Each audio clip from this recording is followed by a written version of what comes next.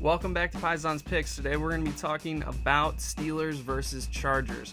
I'm going to be honest with you, I really hate the idea of betting on this game, personally.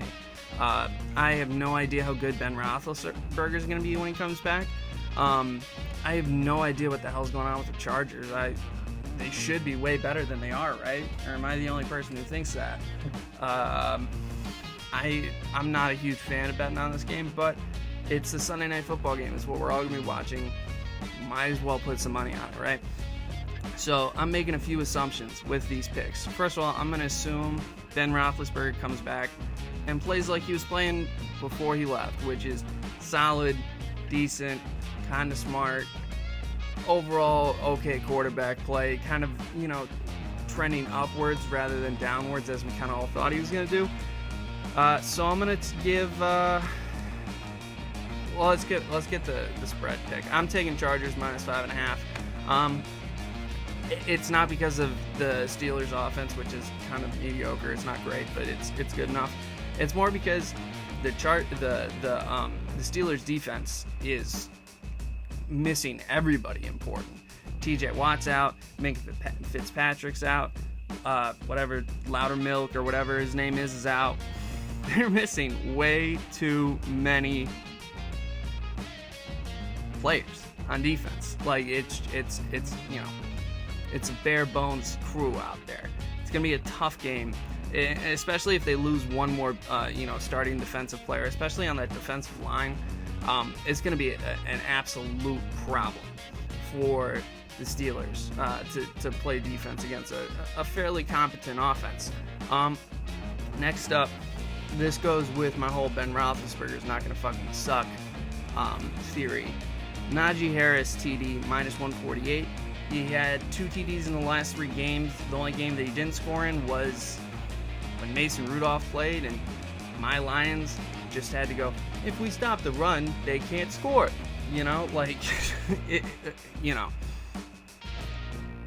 Mason Rudolph was so bad, so shockingly bad.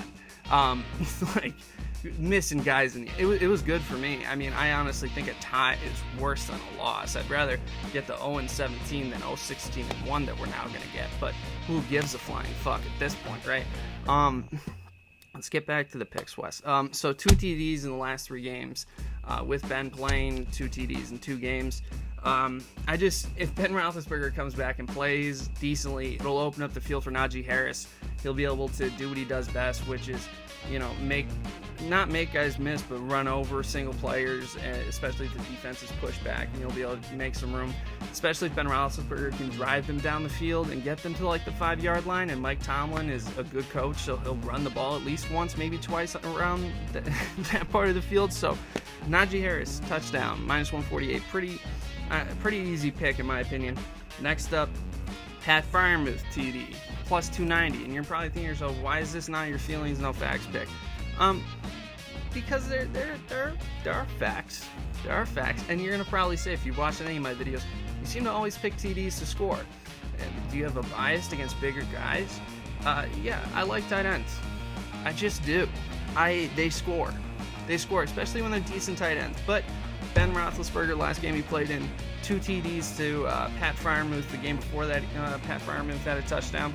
They just seem to have a connection. He seems to get in the end zone.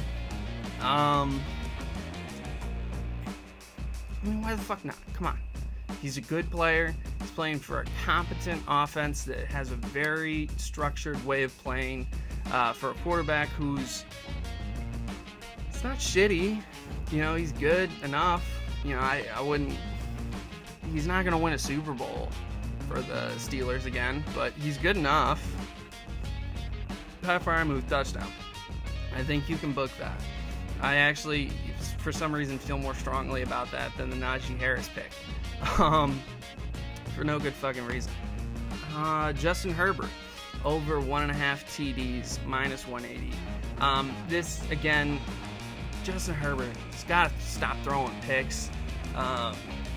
He's just got to tighten it up, which I think he'll do today, even though he loves that deep ball. He's going to throw one of those just fucking sling balls that just, if the receiver gets it, great. If not, shit.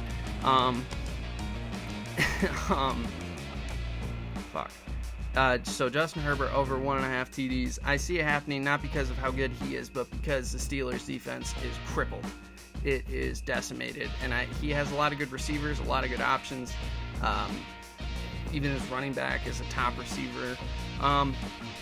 That's an easy one. Austin Eckler over 33.5 receiving yards. Thought about taking Austin Eckler for a TD, then I thought about taking him for 2 TDs, and then I said, we're betting on too many people with TDs. Not STDs, TDs. Austin Eckler, over 33.5. He just gets the ball a lot. They pass the ball, and this is receiving yards, obviously not rushing yards. They pass the ball to him a lot. The Steelers' defense is going to be kind of banged up around that middle area, even though it's a lot of DBs that are out there.